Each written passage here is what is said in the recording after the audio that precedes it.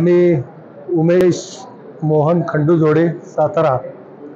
आज सातारा शहरामध्ये बैतुल माल कमिटीने एक चांगला उपक्रम राबवला की आपण जे वेगवेगळ्या धर्माचे जे काही प्रार्थनास्थळ आहेत त्यातलं एक मस्जिद आहे आणि या मस्जिदमध्ये काय चालतं, नमाज कशी करतात, ते मशिदीत येताना काय आहे, हे सर्व कशासाठी आपण करतोय, ही प्रार्थना कशासाठी आहे, तर एक ही संपूर्ण एक चांगली माहिती आम्हाला आज इथं मिळाली। जे आमच्याकडं जे गैरसमज होते की बाबा मशिदीमध्ये महिला येत नाहीत किंवा महिलांना प्रवेश नाही किंवा इतर धर्माचे लोक येऊ शकत नाहीत किंवा इथं काही वेगळं चाललेलं असतं, तर इथं काही वेगळं चाललेलं नसतं। ते आज जे इथल्या जे प्रमुखांनी जे आज आम्हाला माहिती दिली की ही सर्व मानव जातीसाठी, मानवांच्या कल्याणासाठी, समता न्याय बंधुत्वासाठी हे सर्व निर्माण केलेलं आहे।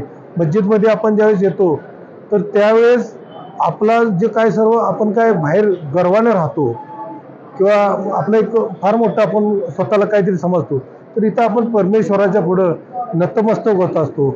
आपले शरीराचे 8 भाग मस्जिदमध्ये या भारत मातेच्या जमिनीला टेकवून आपला हा परमेश्वराने जे आपलं बहुमूल्य जीवन दिलेलं आहे की मानवाच्या कल्याणासाठी, मानवाच्या विकासासाठी दिलाय। आज ही सगळी माहिती आम्हाला इथं मिळाली, अतिशय चांगला अनुभव आला। अतिशय असं काही वेगळं काही नाही इतर धर्मात किंवा इथल्या ह्याच्यात, हे सर्व मानवाच्या कल्याणासाठी मस्जिद आहे हे आम्हाला यातून आज जाणवलं। ही माहिती देण्यासाठी किंवा हे सगळं माहिती मिळण्यासाठी जी बैतुल माल कमिटीनं हा चांगला उपक्रम राबवलाय त्याबद्दल आम्ही सर्व सातारकर शाहूवासीय बैतुल माल कमिटीचे आभार व्यक्त करतो। मी स्वतः अनेक विचारधारा मानणाऱ्या तत्वज्ञानातून येतो, जे की हिंदू तत्वज्ञान आहे, ज्याच्यामध्ये आस्तिकता आहे, नास्तिकता आहे, एकेश्वरवाद आहे, बहुदेववाद आहे, अनेकेश्वरवाद आहे, आग्नेयवाद आहे। अशा विविध गोष्टींचा अभ्यास करत असताना आपल्या आसपासचे आपले जे काही बांधव आहेत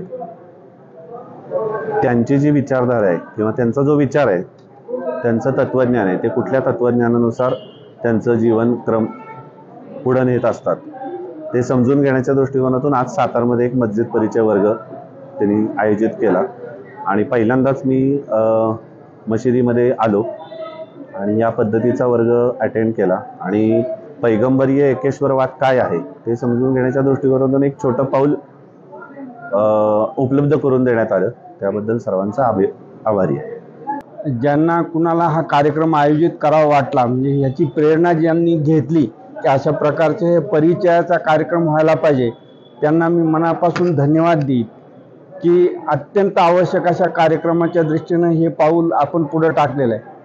माझ्या व्यक्तिगत बाबतीत सांगेल तर माझं पुढचं शिक्षणचा पाया ज्यांनी रचला ते मला 2री 3री मध्ये शिकत असताना सुदैवानं ते दोघंही मिस्टर अँड मिसेस हे इस्लाम धर्माचे होते आणि मी थोडंसं वर्गात हुशार असल्यामुळे माझ्यावर खूप प्रेम करायचे, परंतु त्या वयामध्ये सुद्धा काय गैरसमज होते किंवा माहीत नाही, परंतु त्यांच्याबरोबर सुद्धा म्हणजे ज्या आमच्या टीचर होत्या त्यांच्याबरोबर सुद्धा मला कधी मस्जिदमध्ये जायला मिळालं नाही.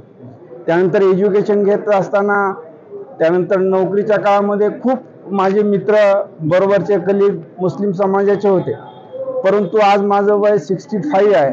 वयाच्या 65व्या वर्षापर्यंत मला कधी मस्जिदमध्ये जायला मिळालं नाही आणि त्यामुळे मग साहजिक आहे किंवा मस्जिदबद्दल माहिती असायचं काही कारणच नाही.